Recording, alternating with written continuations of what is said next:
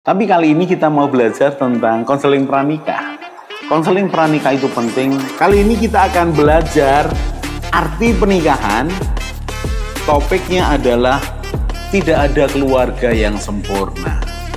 Parenting ini perlu diketahui oleh semua orang, bukan hanya orang tua. Belajarlah menjadi teman yang asik, yang ngobrol, yang menghargai.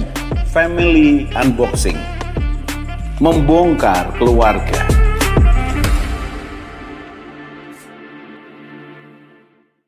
Salam keluarga Indonesia, kita belajar lagi dan kali ini kita masih belajar pranikah. Sekali lagi saya ingatkan, pranikah ini, pengetahuan tentang pranikah ini perlu diketahui oleh anak-anak kita sedini mungkin. Supaya mereka terbekali dengan baik perbedaan pria dan wanita sehingga mereka bisa memperlakukan teman wanita, teman prianya dengan tepat. Ada batas demi batas yang kemudian diperlakukan atas teman pria dan wanita karena kita mengetahui tentang perbedaan pria wanita. Dan bila itu disampaikan kepada anak kita, khususnya 6 tahun ketiga, 12-18, itu akan sangat menarik. Mereka tahu bahwa teman prianya ini egonya luar biasa. Kalau mau berteman dengan pria dengan dasar ego, ya ngalahlah sedikit. Tapi jangan terlalu ngalah karena itu temanmu. Itu bukan suamimu. Sesekali berimbang. Tapi berikutnya ketika begitu sombong dia dan kamu tidak rugi apa-apa, biarkan aja. Tidak usah diurusi. Nah, melihat perbedaan pria dan wanita ini ketika masih muda akan sangat menolong dia di masa depannya. Kita sudah belajar banyak. Secara fisik berbeda, secara emosi berbeda, secara cara pandang berbeda, secara kemampuan berbeda, kemampuan bicara. Dan kali ini kita akan belajar tentang kekuatan emosi. Kekuatan emosi. Mungkin beberapa kalian bertanya, Pak, Bapak itu dapat dari mana? Kok bisa banyak yang dibicarakan? Saya ini lebih kepada pembelajar otodidak. Saya ini lebih kepada pengamat. Dengan mengkonseling ratusan atau mungkin sudah ribuan orang selama sekian puluh tahun. Dengan begitu banyak permasalahan. Dan saya ini pengamat. Saya ini mempelajari. Maka penemuan 1, 2, 3, 5, 10, 12, 17, sekian puluh. Ternyata ada garis yang sama. Kalau pria seperti ini, wanita seperti ini. Mungkin kalau kalian mempelajari secara ilmiah dengan data-data yang akurat begitu, beritahu ke saya. Siapa tahu saya ada hal yang tidak tepat di sana. Tapi izinkan saya cerita yang umum aja, yang bisa dipahami dengan mudah. Kali ini saya akan sharing soal kekuatan emosi pria dan wanita. Saya ingin tanya kepada saudara, lebih kuat mana secara kekuatan emosi, pria atau wanita? Jawaban saya, sama-sama kuatnya. Kok bisa, Pak? Tergantung kondisinya. Jawaban saya, sama-sama lemahnya. Tergantung kondisi yang dihadapi. Saya beritahunya. Seorang wanita, seorang istri, ketika menghadapi akan dinamika emosi anaknya, dia tetap mengatur, dia tetap mengajari mereka, mendampingi mereka. Lambat laun, karena dia ini sudah mengerti belajar dengan anak-anaknya, dia ini lebih punya kekuatan untuk menahan emosi atas perlakuan anaknya. Kok bisa, Pak? Apa buktinya? Sederhana. Oke, 2 anakmu belajar sama kamu sebagai mamahnya. Suatu kali kamu ini lagi repot, ada janjian lah pergi begitu ya, dengan keluargamu atau apa, dan anakmu butuh untuk didampingi dalam belajar. Ada suamimu, dan kamu katakan pada suamimu, Pak, ini kan aku 2-3 jam ini mau ada acara keluarga nih.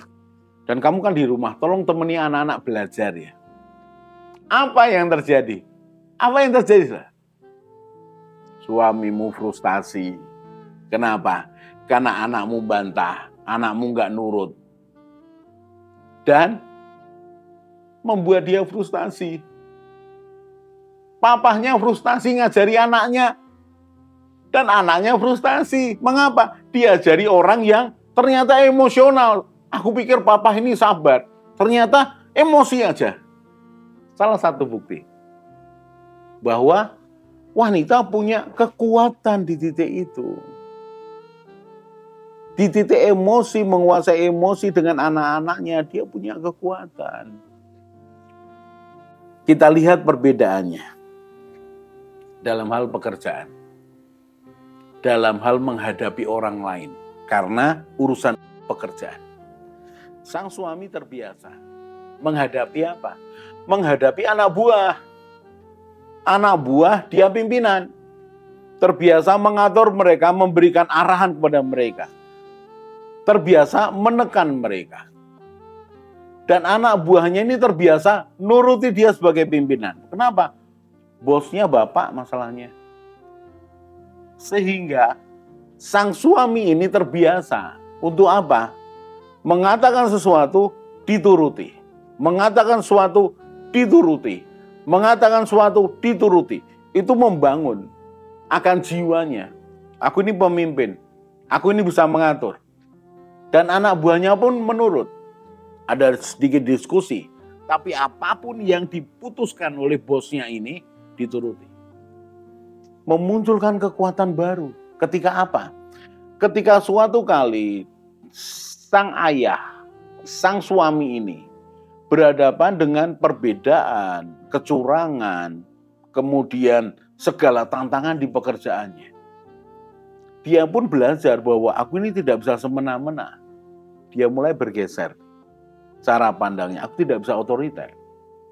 Kemudian ketika dia membangun hubungan kerja dengan pihak luar, bukan di dalam perusahaannya atau pekerjaannya, dia pun semakin tahu, oh aku ini tidak bisa sewenang-wenang seperti dengan anak buahku. Dia belajar di situ. Dari mana? Permasalahan yang terjadi sebelumnya. Secara emosi dia mulai menata, menguasai diri. Kalau berurusan dengan orang lain. Kuat gak? Kuat. Mengapa? Karena di pikirannya adalah ini untuk bisnis, ini untuk keuntungan, ini untuk masa depan. Dipaksa oleh keinginan untuk berhasil, lebih banyak keuntungan, dia menguasai diri. Kuat nggak? Kuat. Kuat nggak ketika nangani anaknya untuk mempelajari? Tidak kuat. Itulah yang saya katakan, pria bisa kuat seperti wanita, tapi bisa juga lemah seperti wanita. Lalu perbedaannya di mana, Pak? Perbedaannya adalah di dalam merespon. Contoh ini. Saya sebelumnya mengatakan perbedaan emosi. Perbedaan emosi. Pria jangan terlalu emosi. Mengapa? Kalau terlalu emosi, logikanya lenyap. Perhatikan pria yang jatuh cinta. Logikanya lenyap. Logikanya menjadi nomor 50, nomor 100. Yang penting perasaannya. Pria jangan terlalu logis. Mengapa? Perasaannya lenyap. Perasaannya nomor 15, nomor 45. Yang penting menurut dia logis, maka dia lakukan. Untuk itulah butuh keseimbangan. Nah, wanita bisa menyeimbangkan dengan bagus sekali. Wanita ketika begitu emosional, dia masih punya logika. Ketika wanita begitu logis, dia masih punya perasaan. Nah, bagaimana dengan kekuatannya? Bagaimana dengan kekuatannya? Baik, perhatikan ya. Sudah perhatikan.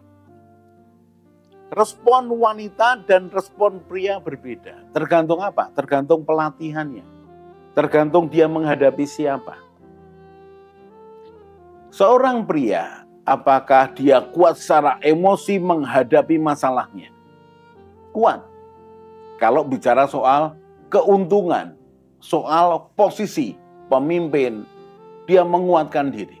perbedaan kekuatan pria dan wanita di dalam respon emosinya. Secara umum, saya akan katakan wanita lebih kuat secara emosi. Mengapa? Karena terlatih setiap bulan menghadapi kesulitan. Dengan datang bulan, kesakitan. Dengan begitu banyak hal yang perlu dipersiapkannya sebagai calon ibu rumah tangga. Dilatih oleh mamahnya untuk ngurusi dan mengadakan beberapa hal. Emosinya terlatih. Wanita lebih kuat ketika menghadapi tekanan. Wanita lebih kuat mengapa? Karena wanita punya yang namanya kompensasi. Dengan apa? Dengan ngobrol. Berbagi hati. Dengan menangis. Dia lebih terlampiaskan tekanan emosi yang dialaminya. Kemudian dia akan rileks dan mendapatkan kekuatan baru. Sementara pria jarang. Apalagi pria-pria yang dididik oleh orang tuanya. Pria tidak boleh emosional, pria tidak boleh menangis. Oh, itu salah. Mengapa? Tekanan emosi yang dialami oleh pria itu harus diredam begitu rupa. Dan kalau perlu dia bisa mengeluarkan akan kompensasi tekanan emosinya kepada hal yang lain. Tetapi kalau tidak diolah dengan baik, maka dia akan lemah. Secara emosi dia akan lemah. Pria tidak kuat secara emosi. Mengapa? Ya karena tidak punya pelampiasan. Wanita punya pelampiasan. Pria dan wanita kekuatan emosinya berbeda. Lebih kuat mana? Di dalam banyak hal lebih kuat wanita. Dan perhatikan. Pria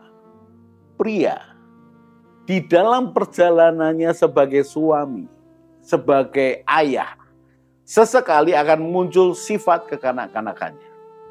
Apa itu? Sifat ingin diperhatikan, dimanja, lebih dari sebelumnya.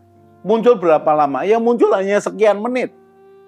Pria sesekali akan menjadikan istrinya dalam tanda petik seperti ibunya karena dia bersifat kekanak-kanakan. Hanya sekian menit sih. Kemudian dia kembali menjadi pria dewasa. Sedangkan wanita pada dasarnya membutuhkan kepedulian, kasih sayang, perhatian yang terus-menerus. Supaya apa? Dia menjadi wanita yang dicintai, yang diterima, yang dihargai. Ini sangat penting buat dia. Sehingga kestabilan emosi wanita lebih baik daripada pria. Tetapi Pak, bukankah pria kalau terlalu emosi dia bisa mencurahkan, membuat karya seni yang luar biasa? Oh iya. Tapi perhatikan, apakah wanita tidak bisa dalam bentuk yang lain? Wanita bisa melakukan yang sama. Mengapa sebagian besar pelukis terkenal itu pria? Karena dia mengelola emosinya begitu rupa. Ya logikanya sih di belakang. Sebagian besar pelukis adalah pria. Bukankah wanita lebih peka secara emosi? Di situ kekuatannya. Lalu bagaimana ini Pak? Diseimbangkan dengan baik.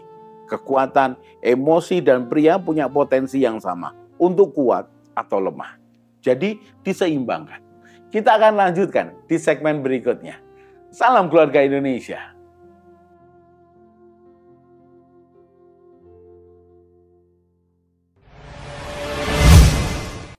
Mari bergabung dalam Keluarga Indonesia dengan cara subscribe channel ini. Di Keluarga Indonesia, kita akan belajar bersama tentang pranikah, pernikahan, keluarga, parenting, mertua menantu, dan juga family unboxing. Jadi jangan lupa share pada teman dan keluarga dan juga subscribe.